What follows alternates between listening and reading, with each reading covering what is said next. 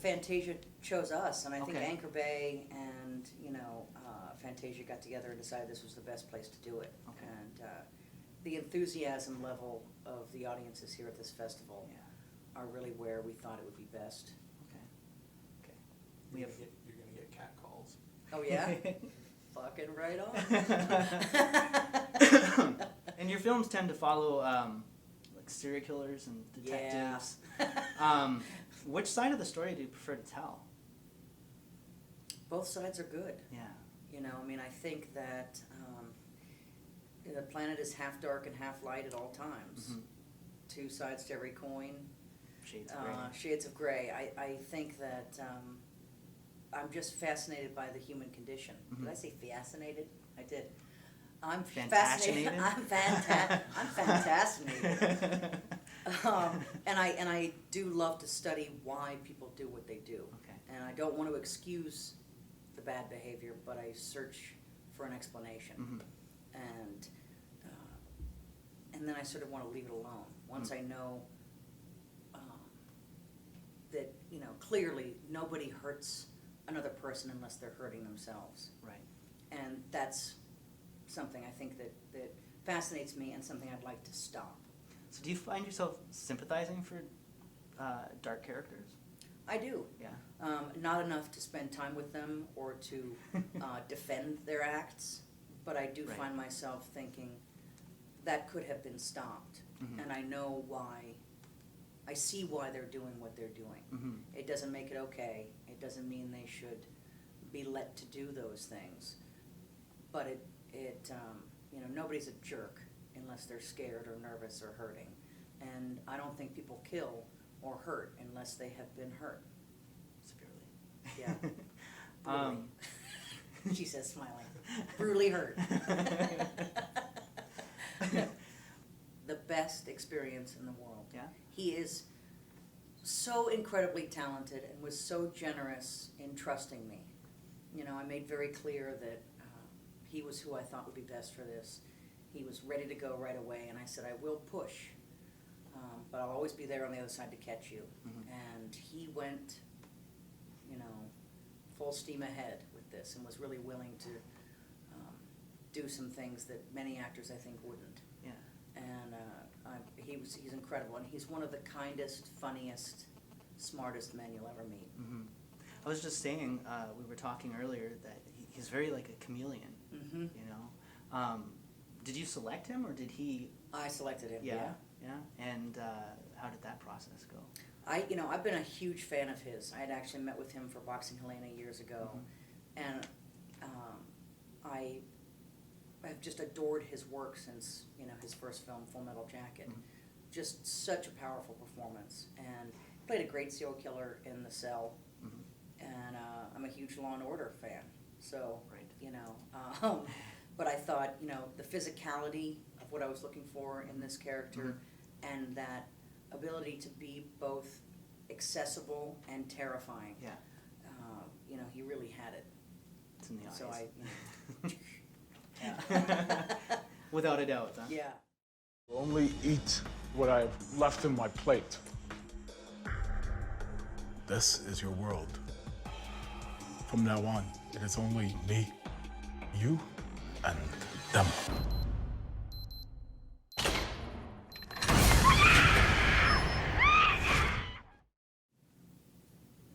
don't want to say the lead, but the He's sort of the lead. the older rabbit. Yes. What has he brought to the table? Incredible talent. Okay. And his skill as an actor is even more obvious when you meet him in person, because he's a jubilant, very gregarious, big personality. Mm-hmm. And Rabbit is none of those things, and is hushed for good reason. And I hired both the young Rabbit and Eamon, the older Rabbit, on the internet. Oh wow. On Skype. I hired a lot of actors on this on Skype, Okay. because they were in different locations and I couldn't meet with them personally. That's the wave of the future. Wow. But he really had, what was most important to me was the ability to hear me and for me to hear him. Mm-hmm. And that's what I think makes for a great actor-director relationship. So it was my knowledge that I could communicate clearly with both of them, and that they both had their own ideas about who this character was Right. over the years, that made me realize, okay, that's with whom I want to work. We were just looking at some pictures of him, and he reminds me of a younger Sean Penn in a lot Yes, of ways. and he's got the chops Yeah. to have a very similar career. Okay. Yeah, Interesting.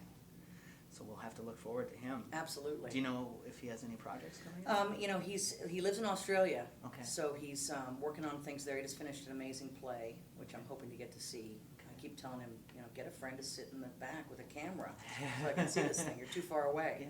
Yeah. And I'm dying to work with him again as soon as possible. Okay. Have I done Captivity a lot? I mean, Boxing Helena. oh, yeah, I guess I did. Um, Well, you know. Oh, yeah, that one. I guess she was sort of held captive.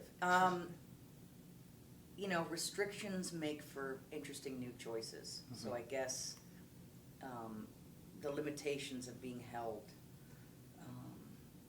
it's like a very forced hug in a lot of ways, and that fascinates me. Like, quite often, the person who is holding another person thinks they're doing what's right. Mhm. And that whole concept of that person who's doing so clearly wrong to the rest of us really thinks they're doing right, and I like to look at that. What's that psychological term when the victim? Stockholm Syndrome? Is there any of that in Chains? Absolutely. Yeah. Absolutely. Okay. You know, I think that for the same reason that abused women tend to stay too long, way too long, Mhm. with an abusive partner, and children of abuse still will ever love their parents, whether or not they are safe to be around them. Right. There is a need for approval and love and affection, no matter how minute. And someone who is held captive or who is abused can survive for weeks or months off of one kind gesture. Mhm. And that's a very sad but fascinating human element. Like maybe getting some food that's not left over on the plate. Exactly, you know, yeah, and Yeah. even just a good job Yeah. from some Yeah. sort of affirmation Mhm. that what they're doing Mhm. is approved of. Okay. And then speaking of children, films of Chain's nature often come with backlash because they involve children. Have you prepared for that? And has there been any yet? There's been no backlash yet. Okay.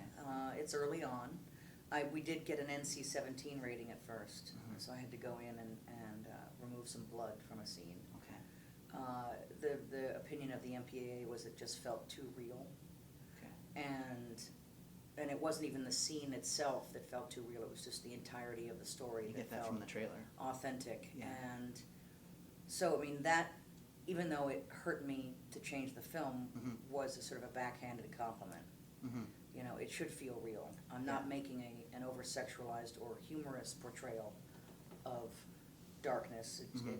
It's a violent story, and it should feel violent. Right. It's my opinion. I hope there won't be too much of a backlash. I hope people see the film and see it for what it's meant to be, which is not a story about abusing children. It's about what happens when children are abused. And this not being like a Scream Queen type of film, is it going to be more along the lines of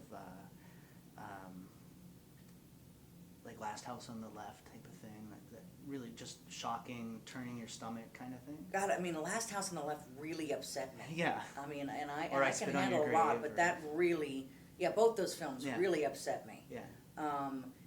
I had a nice comparison the other day to Henry, Portrait of a Serial Killer. Mm-hmm.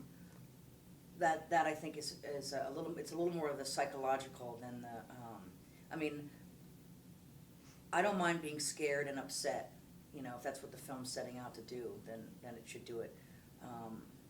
But I hope that's not all anybody gets out of it. Right. I don't think so. I Right think on. there's a message in there. Right on. Messages, call back later. No one here by that name. Most and least favorite David Lynch movie. Oh. There goes my inheritance. most favorite is a tie between The Elephant Man and Blue Velvet. Okay.